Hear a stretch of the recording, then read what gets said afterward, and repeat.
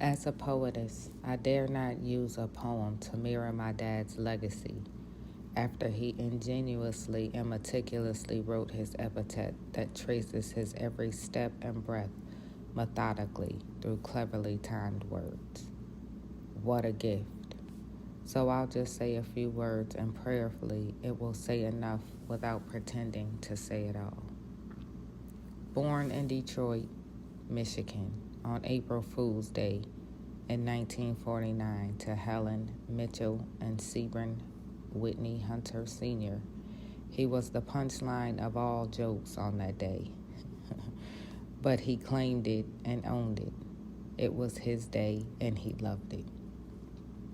Being the descendants of the American Indians that built this world and of foremothers and forefathers that accomplished great things in their days, Seabrun was destined for greatness. Some fought wars, built economies and successful cities, and others took sports to their peaks or created an industry of music that would continue to cultivate the world still to this day.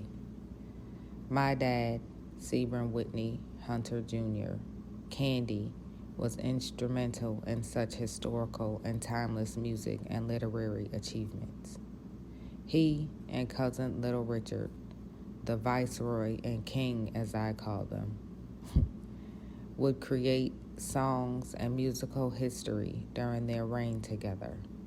They have a legacy that will fill a room if given the opportunity to be told. He was groomed and mentored by the best, the king of rock and roll himself, cousin Little Richard. Fortunately for my dad, he has his place sealed in dreamland glory alongside all the great names such as King Richard, Hendrix, Prince, Jackson, Marley, Franklin, Ross, Houston, and current legendary artists that will be placed there in their own time.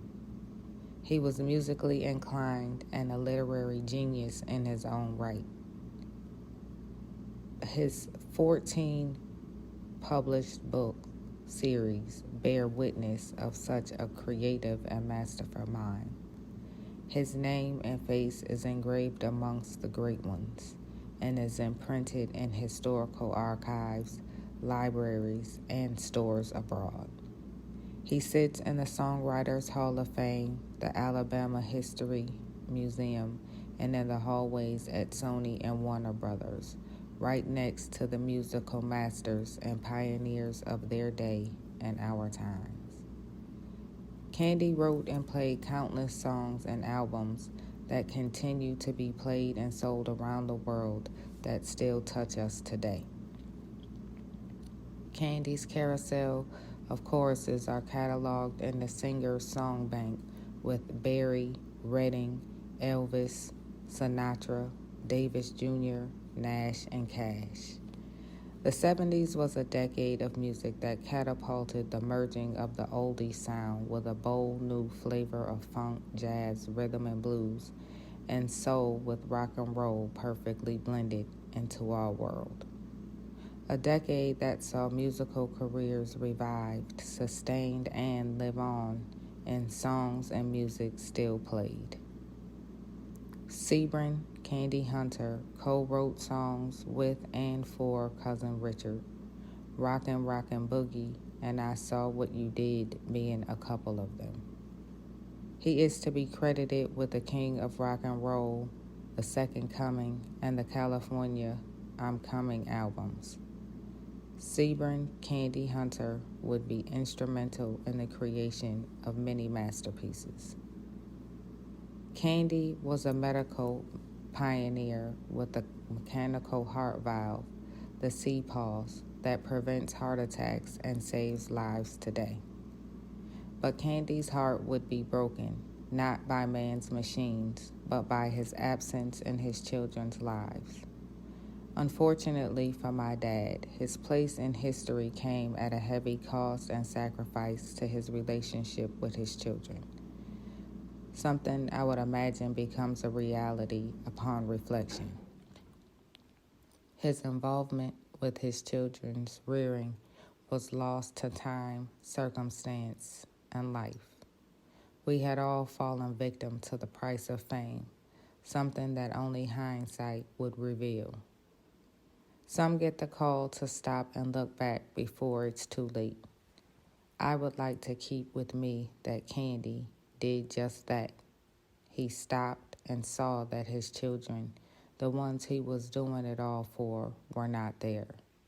He would spend years trying to repair the damage done by absence and his decisions, and seemingly his duty to touch the world. He loved all 5 of his children, and there was never any doubt about that. He created a multi-company empire that is used as a template for creatives today to control their intellectual and creative properties by creating publishing companies of their own. Through records, books, and poetry, he did his part in reaching and healing our people. He knew to put the Most High over everything and always showed us that miracles are always being performed. He was a witness and testified of such wondrous things throughout his books and his lifetime. As Candy and Cousin Richard would say, ATTT, and that's the truth. Rest in Ahab, Dad. Shalom. Taibazan.